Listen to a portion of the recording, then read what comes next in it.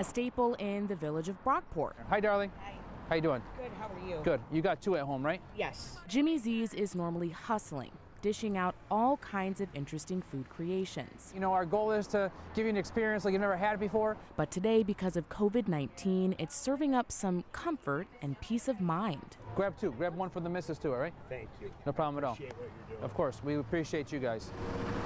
I think people are just scared and they're worried, and what do you need? Like, toilet paper is one of those top necessities. Jimmy is also handing out a signature dish from the kitchen. We're gonna give away mac salad, and once I was able to get my hands on some toilet paper, knowing that people needed toilet paper, I said I never thought that the combo would go well with itself, but you know, here we are. For now, this is the only way folks can get a taste of Jimmy Z's, which is closed until further notice. You usually say things are changing, you know, day by day. This is like legitimately hour by hour, and then it's turning into like minute by minute. We appreciate it. Take care, man. Serving up a final gesture Yeah, man. That's what we're here for, baby. for now. We'll see you when everyone's back at it, better than ever. Karen Edwards, Spectrum News.